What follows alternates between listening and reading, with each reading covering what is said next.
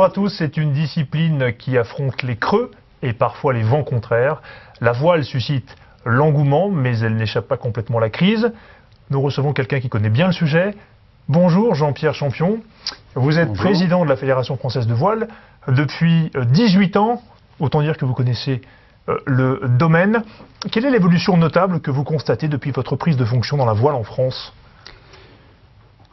C'est un engouement du public qui n'a jamais cessé pour une spécificité de la voile française qui est la grande course au large et la course océanique. Et à la différence des homologues des autres nations, ce sont ces deux disciplines qui sont l'axe majeur et qui associent l'aventure humaine à la compétition et la technique pure. Il y a malgré tout l'impact de la crise avec des sponsors qui sont moins nombreux, des skippers même de renom, je pense à Jean Le Cam, qui ont du mal à boucler leur budget. Comment est-ce qu'on résiste dans ce contexte dégradé ? D'abord, la crise est partout, donc il n'y avait pas vraiment de raison qu'on y échappe. Toutefois, je dirais qu'en ce qui concerne tout le domaine de l'enseignement, donc pour nous, nos écoles françaises de voile, qui sont nombreuses, on en a un petit peu moins de 500, qui sont labellisées, là, la crise ne se fait à ce jour pas sentir. Évidemment, les budgets n'ont strictement rien à voir entre un stage pour des jeunes enfants ou pour des adolescents et trouver un partenaire pour un bateau de course au large. Les budgets n'ont rien de commun, ne sont même pas comparables. Et donc on a une partie qui n'a pas de crise et une partie qui a la crise. Pour revenir d'un mot, on reviendra sur la formation, mais au niveau de ces sponsors pour les skippers, qui sont un petit peu vos produits d'appel, hein, la figure de proue, l'exposition médiatique, est-ce que c'est pas problématique ça ? Pour l'instant, ça ne l'est pas, c'est difficile. Nos courses se déroulent et on maintient un effectif qui est à peu près stable. D'accord. Et c'est important quand, par exemple, François Gabard, un jeune skipper de 29 ans, remporte le dernier Vendée Globe. C'était en janvier 2013. Ça a un impact sur le nombre de licenciés au sein de la Fédération française de voile ou pas ? Non, ça n'a pas d'impact direct. On n'a pas tout à fait les capacités de mesurer l'impact sur les élèves qui viennent dans les écoles, mais par contre, ça a un impact dans le public. Quand on a des garçons comme lui et comme Armel Lecléache qui était deuxième, quand on voit leurs conférences de presse... Après, il y a eu une dramaturgie de cette fin de course qui était assez haletante. Mais quand on voit leurs conférences de presse quelques heures après l'arrivée, 2 heures, je crois, après l'arrivée d'Armel, si je me souviens bien, on voit deux jeunes hommes exceptionnels dans leur tempérament, dans leur intelligence, dans leur sportivité et dans leur attitude face à la mer et au public. Vous, votre objectif, c'est de recruter plus de licenciés. Il y a eu un petit tassement l'année dernière. Vous avez, je crois, 292 000 licenciés. Quels sont vos axes pour recruter davantage de licenciés ? D'abord, ce ne sont pas nos seuls objectifs. Des objectifs, on en a plusieurs. L'objectif majeur reste les objectifs sportifs. En ce qui concerne la voile olympique, aller aux Jeux dans de bonnes conditions, être finaliste et avoir le maximum de médailles possibles. En ce qui concerne la course au large et surtout les courses océaniques, continuer d'avoir la suprématie française sur les océans, comme on l'a dans la solitaire, dans le Vendée Globe, dans la route du Rhum. Bien. Après ça, notre autre objectif, c'est de continuer d'enseigner la voile le mieux possible, et je pense que nous le faisons bien, voire même très bien, à un maximum de nos concitoyens, pour que la France soit un peu plus maritime demain, et pour que les Françaises et les Français puissent aller sur l'eau.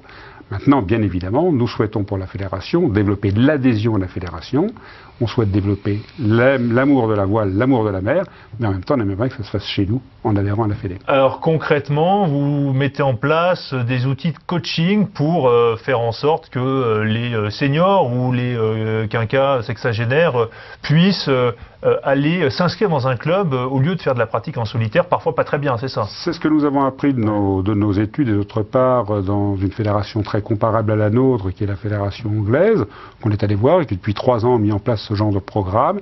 On a vu qu'une des attentes des propriétaires de bateaux d'un certain âge, mais on va dire après 35-40 ans, et qui des fois avaient un petit peu de mal à maîtriser leur engin, ce qui est tout à fait normal et naturel, eh bien il fallait qu'on trouve une solution pour leur apporter des aides.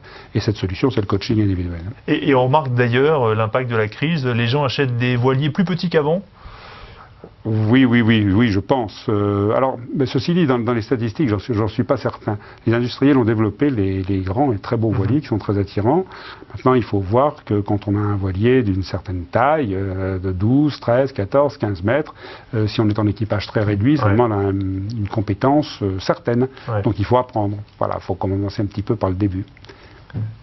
Un chiffre comme ça, un voilier de 12 mètres, ça coûte combien, neuf D'abord, il y a un marché de l'occasion qui est aujourd'hui extrêmement développé. Donc, pour tous ceux qui veulent acheter un grand et beau voilier, et les affaires qui sont proposées sur le marché n'ont jamais été aussi bonnes et aussi attractives. Alors après, ça dépend comment il est équipé, ça dépend de beaucoup de choses, mais on va dire que ça va se situer entre 150 000 et 200 000 euros. D'accord. Pour revenir à vos objectifs, vous souhaitez donc étoffer aussi le nombre de licenciés parmi les jeunes. Voilà, avec une vraie relance de la voile légère qui est le dériveur, la planche à voile. Alors là, vous avez un très beau dériveur pour 6 000 euros, vous avez une planche à voile pour 3 000 euros, donc on peut faire de la voile pour pas cher. Vous avez l'extraordinaire voilier qu'a mis au point une jeune femme, Marion Scoffo, qui est un voilier gonflable, dont on a beaucoup parlé chez un de vos confrères, et qui permet, pour un prix réduit et sans remorque, en mettant ça dans 2 sacs, d'aller faire de la voile et d'aller sur l'eau. L'essentiel, c'est d'aller sur l'eau et de profiter du vent. Donc la voile, c'est pas un sport de riche, c'est pas discriminant, on peut, pour des budgets maîtrisés, se faire plaisir. C'est ce que vous dites. Ça a un certain coût, mais aujourd'hui, si vous voulez acheter même un bateau de croisière, avec 50 000 euros, vous allez trouver un formidable bateau. Et on n'a pas besoin d'avoir un bateau de 15 mètres pour avoir un grand bateau. Un grand bateau, à partir de 9 mètres, c'est un grand bateau. Une question sur la Coupe de l'América et ce Team France qui s'est monté avec Franck Camas, avec également Michel Desjoyaux et Olivier de Kersauzon. Ils essaient de trouver des sponsors. Le budget, c'est 60 millions d'euros à trouver. Ils sont bien partis ou pas ? Écoutez, la structure du projet est extrêmement bien partie. Elle est partie pour durer. Qu'ils trouvent les fonds pour cette édition prévue, on va dire 2017 de la Coupe, ou qu'ils ne les trouvent pas. Qui pourrait se dérouler soit à Hawaï, soit en baie de San Diego, c'est ça? Voilà. Donc il y a différentes possibilités. Peut-être que ça changera encore dans le futur. Mais le problème n'est pas vraiment là. Le problème était de monter une structure, un défi français, qui regroupe les différents acteurs, qui n'en est qu'un en France. Qu'on ait les meilleurs, qui allient les différentes époques de la voile, et avec Olivier, Michel et Franck, c'est le cas. Ils sont tous de grands talents, et puis d'ailleurs on a un projet sportif très construit dans lequel on s'implique profondément. Mais alors pour trouver un sponsor titre, celui qui mettrait en gros 10 millions d'euros par an, il faut avoir les ressources. Et dans un contexte de crise, encore une fois, est-ce qu'il y a des touches précises qui se dessinent, ou pour l'instant ça reste flou? Je ne sais pas, je ne suis pas à la manœuvre sur la recherche des fonds, ils conservent la confidentialité, ce qui est normal dans ce type d'exercice, donc je ne sais pas, je ne cherche pas à savoir. Moi je me suis occupé de l'autre partie, qui était la manière de s'adresser au public, en les faisant adhérer à la Fondation du sport français, ce qui est en cours, et qui devrait bien se passer je pense, et qui donnera le statut de fondation. Qui permet d'avoir des avantages fiscaux. Oui, qui permet de faire appel au mécénat public, d'entreprise, privé en tout cas.